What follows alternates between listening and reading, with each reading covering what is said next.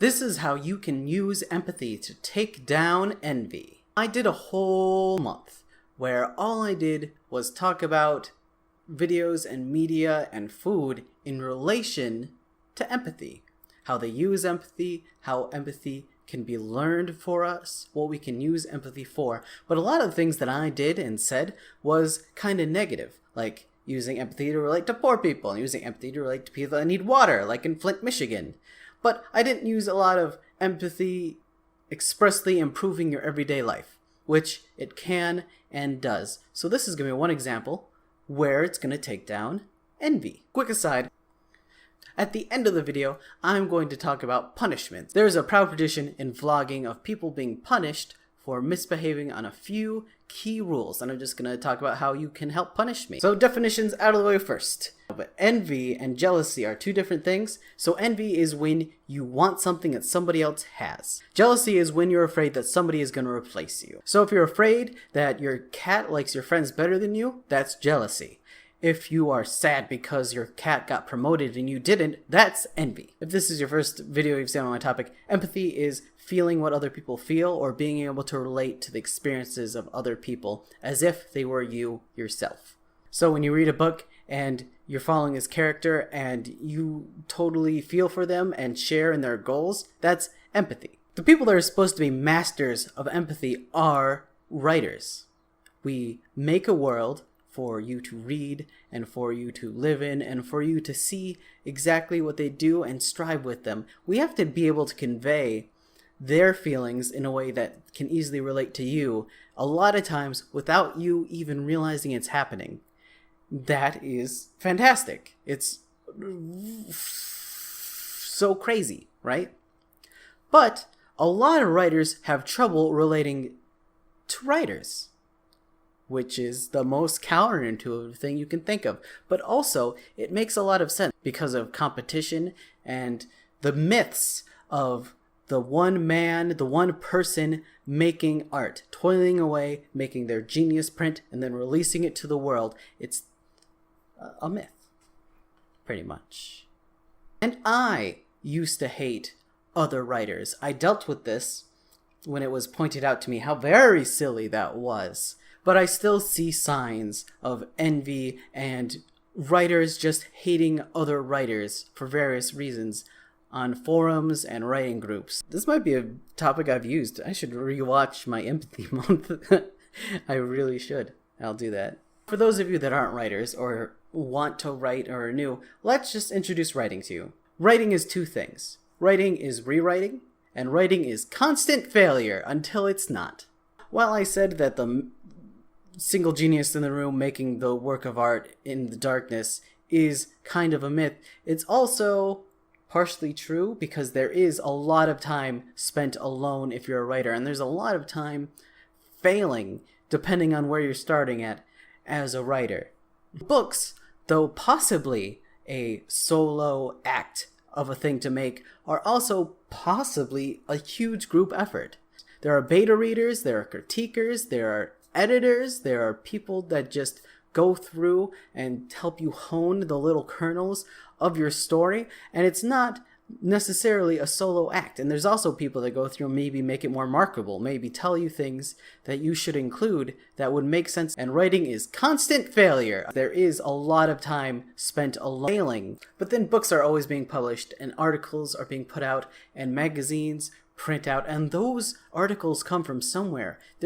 If you're a writer, there's always someone else who's already a writer, and you can think that you're better or worse than them, or feel discouraged, or be angry that someone has something that you deserve. A lot of writers have trouble relating to writers. In real life, I met the author Shakira Dunn. We used to work at the same place, and I kept in touch when she published her book, Bing! The One Left Behind Magic. There's the redheaded guy with swords, and then there's a girl with knee-high socks.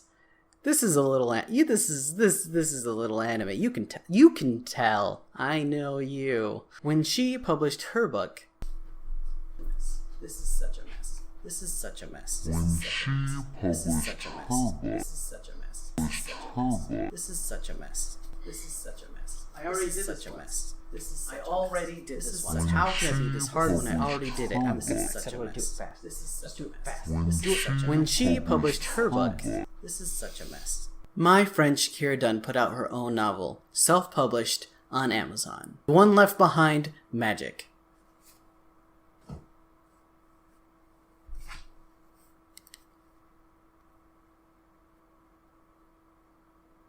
I have it right here.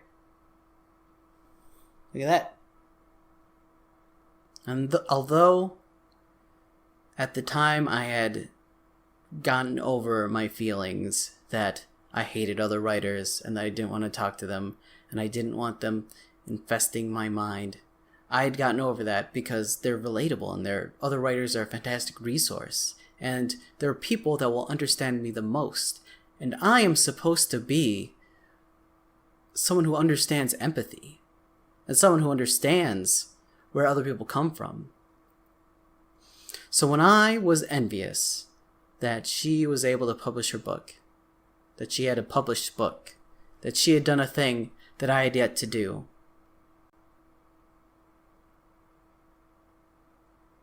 it took me some time.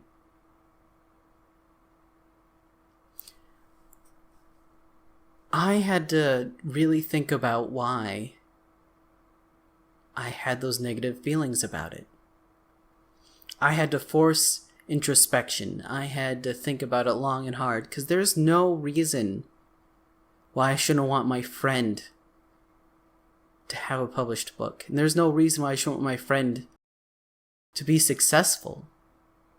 She's my friend.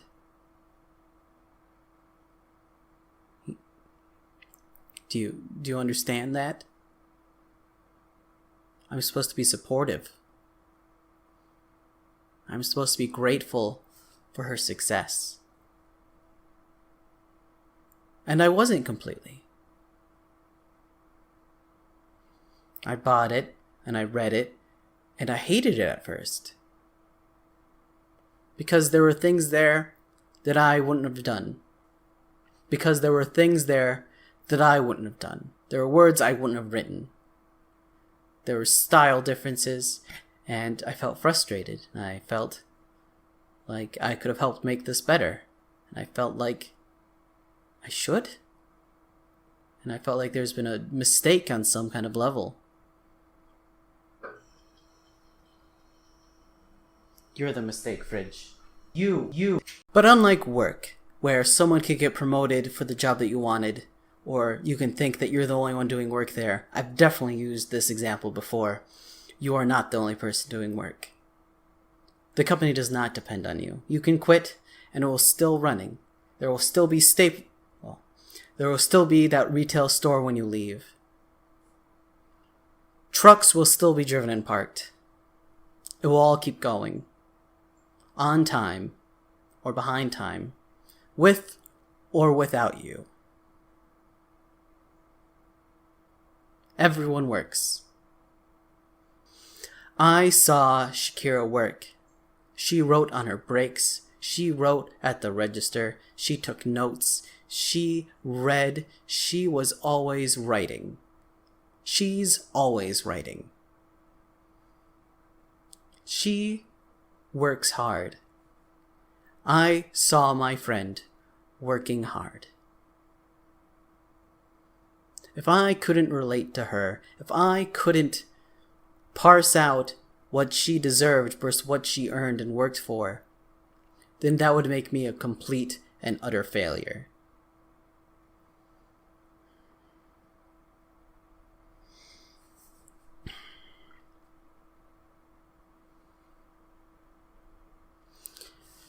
Of course it's harder when you can't see them. Of course it's harder when the book is Twilight or Ready Player One and there's so many bad things to it and there's so much bad writing to it and how it's obviously like based on a dream. That doesn't matter. It doesn't matter if an idea was close to one that you had. It's the work that makes the difference. It's the work that makes the idea. Anyone can write a story about a girl who time travels. That is not actionable. But not anyone can put in the work. Shakira put in the work. She's on her second novel. She updated her first novel. And when you update an ebook, that you don't get more sales off of it. That automatically updates on people's readers. You do that for free. You do that to make it better. You do that because you appreciate what people have already given you. Shakira Dunn has been an amazing friend, an amazing resource for me. She helped me start my Patreon. She's answered all of my stupid questions I've had about indie publishing on Amazon. I've watched her grow followers, and I've seen her work. The final lesson is for pre-order. I have pre-ordered. You should too, but also empathy. Realizing that everyone is as complete a person as you are. Everyone is as smart as you think you are smart. Though they have different experiences, and they might not go through the same set of knowledge of you, they have their own sets of knowledge. They know stuff that make you look like an idiot. So you can use empathy to deal with the negative emotions in your life. It doesn't necessarily take a large amount of introspection to recognize when you envy someone, and then you can use empathy to get rid of it. If you practice empathy, if you actively relate to people, if you actively walk outside of yourself in order to try to understand what other people feel and what other people struggle, envy, jealousy, hate, possibly hate, a lot of different negative emotions that garble up your insides and make you feel awful and waste your time won't even occur to you. You can be happy for people, and then you can be happier overall. Take away this tasteless haze of mine. There's a fun version of this where I make mistakes and I do it live and I do it much differently, and the tone came out very much differently. I'll link to it there. It's fun? I'm just bad. I don't know. The YouTube editor sucks. I tried to edit that thing. It does not work. But my computer got back up and I could not deal with that video quality or sound quality. This is what I want. And I'm sorry I failed to record the video quickly. Like, it's taking me like twice as long to do this now.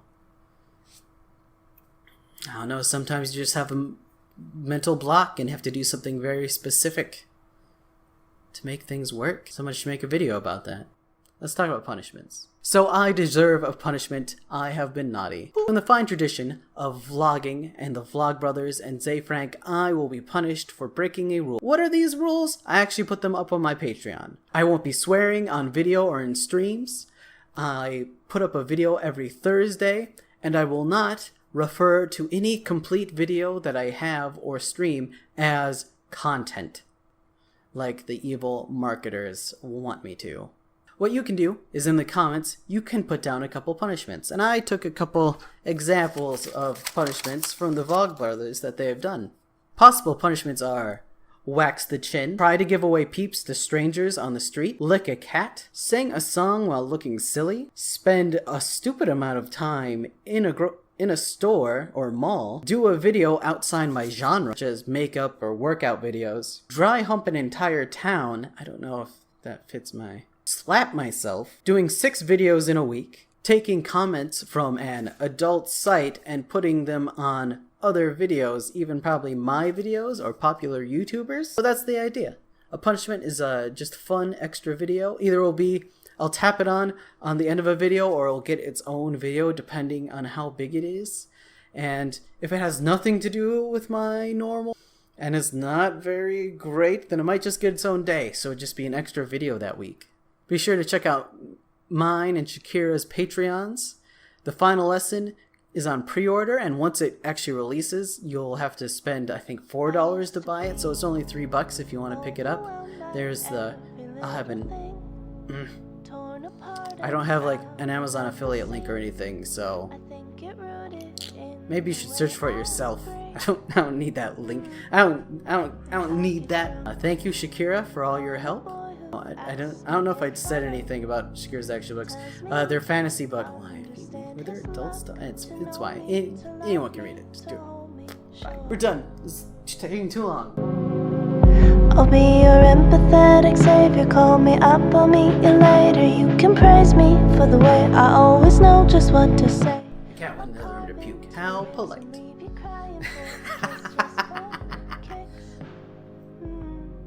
Oh, now I can see you though. Right there. I can